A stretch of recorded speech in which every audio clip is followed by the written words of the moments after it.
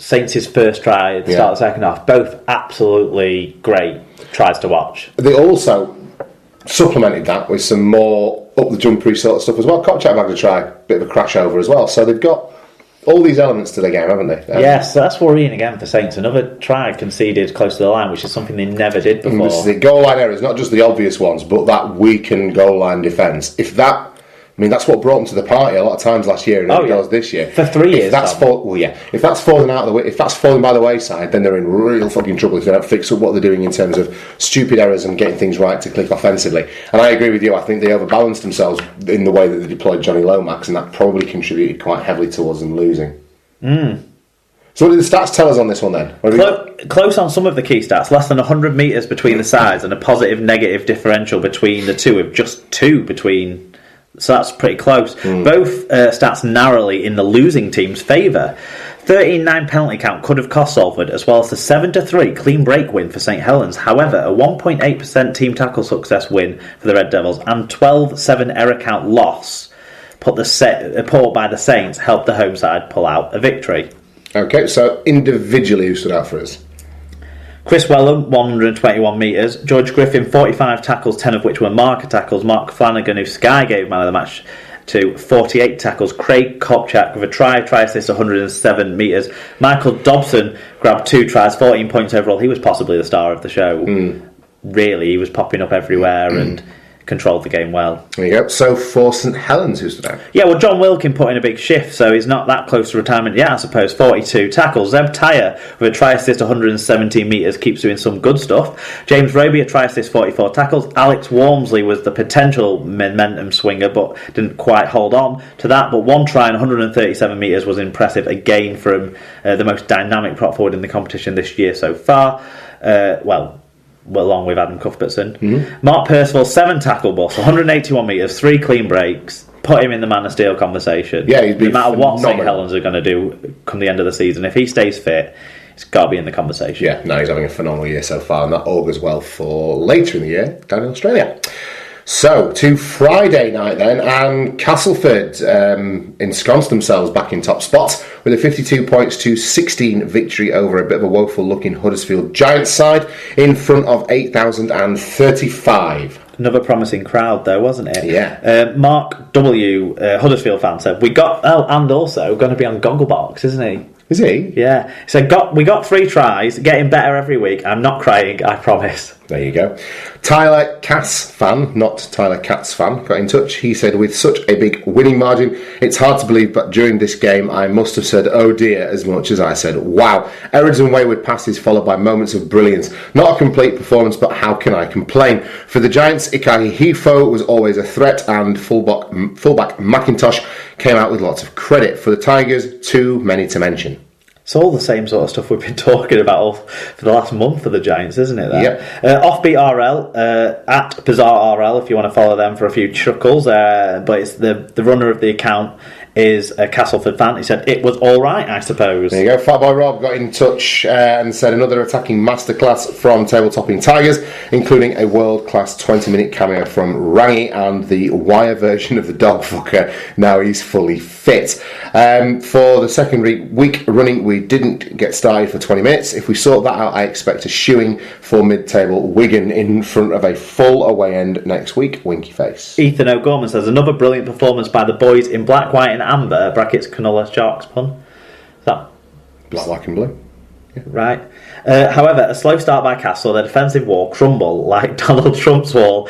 We battled hard, however, with Luke Gale and Joel Manahan both grabbing hat-tricks. Bring on the pie-eaters next week. Can't wait to hear Mark's voice once they have lost. Laughy face, laughy face. Oh, you see, pride cometh, lads. I'm going to be cheering Castleford on based on ball busting for you and West Yorkshire pride, but pride cometh, lads. This is exactly the sort of one that you could trip up on.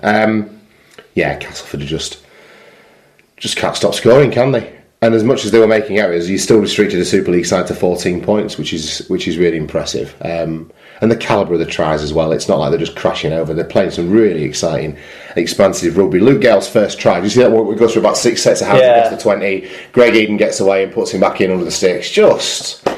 I'm not sure if they would have necessarily had the freedom and the space to do it against a, inverted commas, better team than Huddersfield, but you can only beat what's in front of you, and save that one blemish, Castleford are looking really good.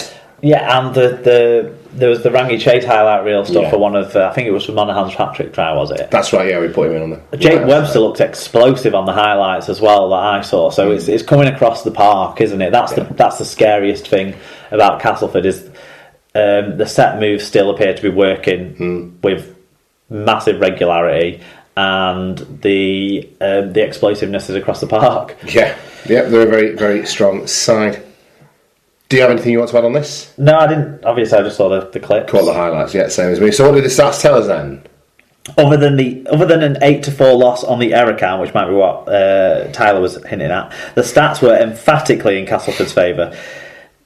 10 tries from 12 breaks and nearly 1,600 metres, 11 breaks more than Huddersfield and over 600 metres more than the Giants. Huddersfield lost an 8-4 penalty count, but the 7.9% worst team tackle success underpins where they were way below good enough in this one, as well as under 1,000 metres with the running the ball. There you go. So, for Castleford, you may as well ask who didn't stand out, but who stood out individually for Castleford? Well, yeah, Luke Gale with 3 tries and a try assist, so he's rolling on this year. His kicking wasn't on fire in this one, but everything else worked well for him. Joel Monaghan, 3 tries, 103 metres, 2 clean breaks, so back to...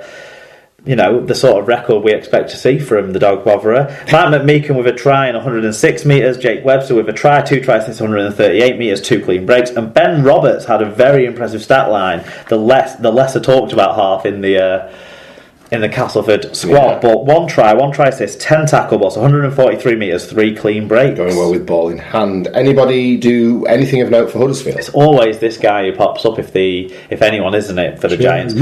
Jerry McGilvery with a try assist and 107 running metres. There you go. Okay, so commiserations. Solid shift as always. Commiserations to Jerry. Must be awful watching all that happen.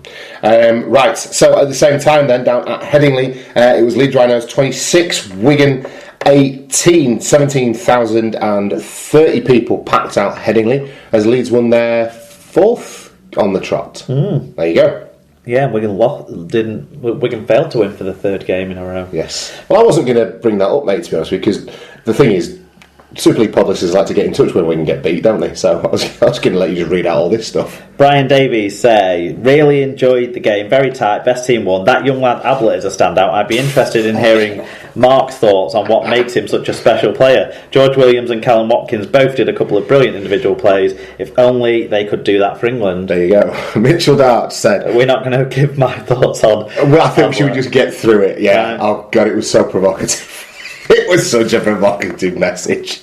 It's scattered throughout. It is, I'm sure it is, mate. Let's just get you through it and then we'll let you loose. How's that? Because I feel like we might have a hashtag Mark rant coming our way. Mitchell Dart said, while the horrors for the jungle still haunt, this kind of win does push that game further back into the memory. Despite Wigan's injuries, they are still a formidable team. Golding's saving tackle on Gregson was a game changer. Elliot Range said, I watched with half an eye on this evening. Love this game. There are so many good things. Tonight's entertainment was spot on. 2 Titans of British Rugby League were at first hard to split, but then Leeds showed that they could edge it. Looking forward to other match reviews. Golding and George Williams, the future is bright. Yes. Dom, I presume this is Mr. Hodgson, says, hashtag, now then lads, Carl Ablett, Man of Steel, you heard it here first and last. Also, I'm guessing Mark is going to get a lot of shit on the feedback from Leeds fans, so I'll just say, we love you really. Oh, see? That's what you need to cling to. That little comfort blanket from Dom. Paul Mac _78 said, great game of footy this. Wigan gutsy.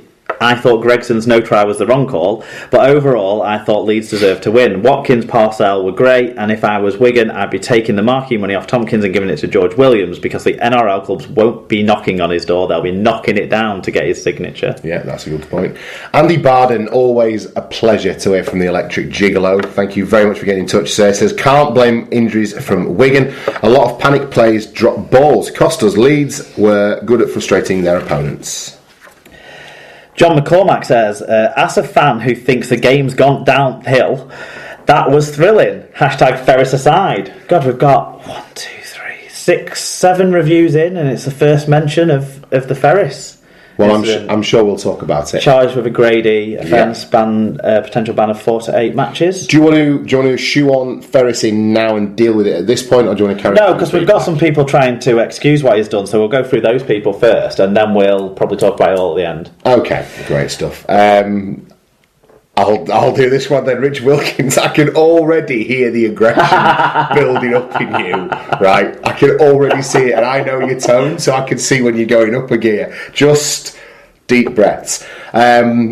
Okay, Rich Wilkinson, he meant to say, now then, lads. Leeds versus Williams is always a tough match. Credit to a depleted Wigan. Victories are still precious. Jokes aside, Ablett was outstanding. Watkins at his best. Maguire was poor, but we did enough to win. We're at the right end of the table, which feels good. On to Ferris, who has to be the first bloke to be binned for a crusher tackle. It wasn't great, but I've seen worse. I see the fake outrage mob are out in full swing. Rich Wilkinson's first alter ego, Carl Ablett's mum, says, now then, lads, how good was our Carl? What a champion. We are so proud. Apparently the Wigan fans think he gouged Fat Frank. Didn't realise he had eyes in his beard. Hashtag Ablett for England. That's funny, man.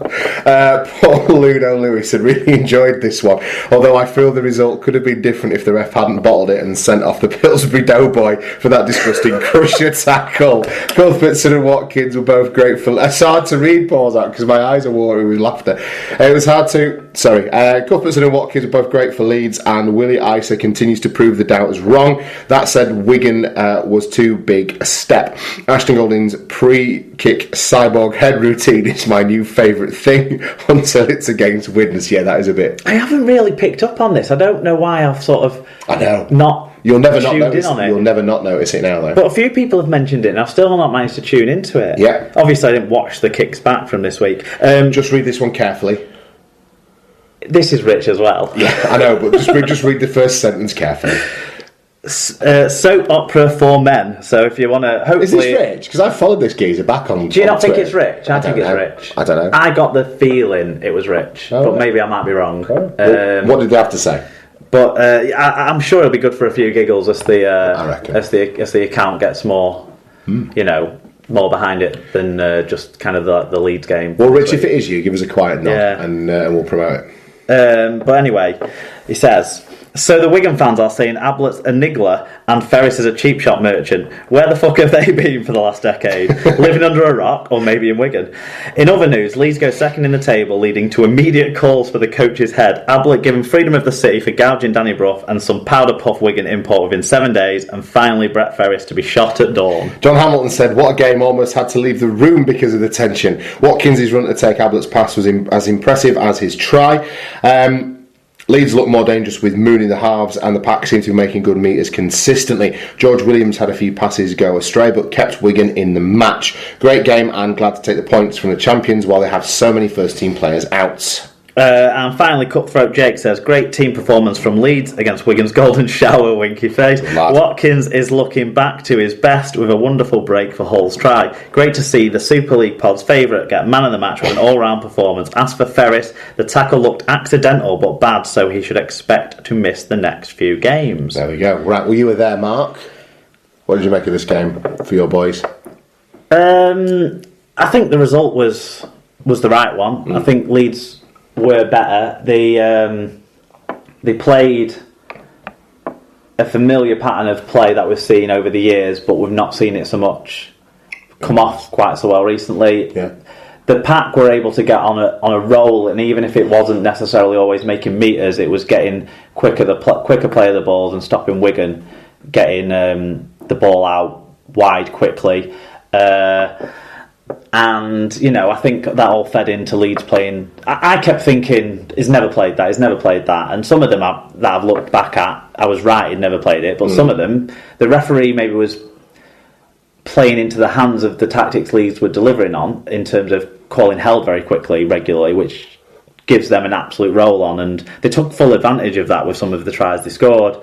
Definitely, I agree with everyone who's been talking about how good Watkins was. It's the best I've seen him perform since the 2015 Grand Final. Very good. He marked his 200th game for Leeds in fine style with the way he went about performing on the field, and I think it was his best game for some time, and you've got to be impressed with that. For Wigan, I got a lot of stick from a couple of Wigan fans because I got frustrated with George Williams at one instance in the game when he just after he scored his first try, just before he scored his second try, I thought he'd ran down a blind alley, so I started to have a go at him for like trying to do it all himself. But it turns out he knew exactly what he was doing. Made me look like a prick because he got a little offload away to Tony Clubb, didn't he? But then this guy